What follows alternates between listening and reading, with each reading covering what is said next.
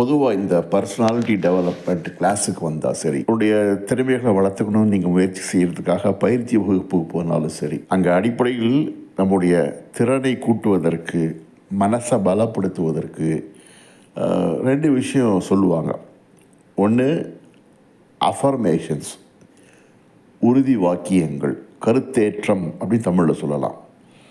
இன்னொன்று விஜுவலைசேஷன், கற்பனை திறனை கூட்டி என்ன அடையணுமோ, என்ன வேணுமோ அது நடப்பதாக நீங்கள் கற்பனையில் காண்பது, கிரியேட்டிவ் விஜுவலைசேஷன் என்று சொல்வார்கள். இது ரெண்டையுமே நாம் செய்யணும் அப்படின்னு சொன்னால் நமக்கு கற்பனை திறன் வேணும். கற்பனை திறன் எல்லாருக்கும் இருக்கா அப்படின்னா இல்லை தான். ஆனால் இந்த கற்பனை திறனை வளர்த்துக்க முடியும். பயிற்சி மூலமாக இந்த கற்பனை திறனை வளர்த்துக்க முடியும். இந்த அஃபர்மேஷனும் விஜுவலைசேஷனும் நம்முடைய மூளையில் மாற்றங்களை கொண்டு வரும், நிச்சயமாக கொண்டு வரும். அதன் மூலம் பலன்கள் லட்சக்கணக்கானோர் மட்டுமல்ல, கோடிக்கணக்கானோர் உலகம் முழுக்க பல லட்சம் ஆண்டுகளாக பயன்பெற்று வருகிறார்கள். ஏன்னா எல்லா புதிய கண்டுபிடிப்புகளுமே இந்த கிரியேட்டிவ் விஜுவலைசேஷன் மூலமாக வந்தது தான். லாஜிக் என்பது கடந்த காலத்தை கணித்து அதன் மூலம் ஒரு முடிவுக்கு வருது. ஆனால் புதிய கண்டுபிடிப்புகள் எல்லாமே லாஜிக்கை கடந்து ஆக்கப்பூர்வமாக சிந்தித்து கண்டுபிடிக்கப்பட்டவை. இந்த கிரியேட்டிவ் விஜுவலைசேஷன், கிரியேட்டிவ் இமேஜினேஷன் என்பது மனிதனுக்கு விசேஷமாக கொடுக்கப்பட்ட ஒரு வரப்பிரசாதமாகும். இந்த கிரியேட்டிவ் இமேஜினேஷனை பொருத்தமாக, பக்குவமாக, நன்மைக்காக பயன்படுத்தினா மனித சமுதாயம் சிறப்பாக இருக்கும், தனி மனிதன் சிறப்பாக இருப்பான். அதுக்கு சில ஒழுக்க விதிகள், கட்டுப்பாடுகள் வேணும். அதை பள்ளிக்கூடங்கள் இப்போ சொல்லி கொடுக்கறதில்ல. இன்றைக்கி வெறும்னா தகவலை தலையில் அடைத்து கொண்டு தருதலையாக சுற்றுறது தான் பெரிய விஷயமாக மாறி போச்சுன்னு கூட சொல்லலாம். ஆனால் பக்குவப்பட்ட மனம் என்பது ஒரு ஒழுங்கோடு செயல்படக்கூடியது. சிந்திப்பதும் ஒரு ஒழுங்கோடு சிந்திப்பது.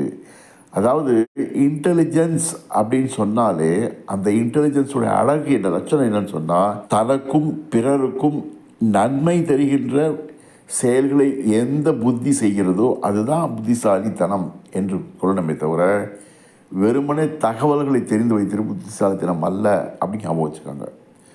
ஆனால் இந்த மனசு இருக்கு இல்லையா, இந்த மனசை இயக்குவதற்கு நமக்கு பள்ளிக்கூடங்கள் சொல்லிக் கொடுப்பதில்லை. இந்த கிரியேட்டிவ் விஜுவலைசேஷன் என்பதையும் கூட எப்படி செய்யணும் அப்படிங்கிறதுக்கு ஒரு ஃபார்முலா இருக்குது.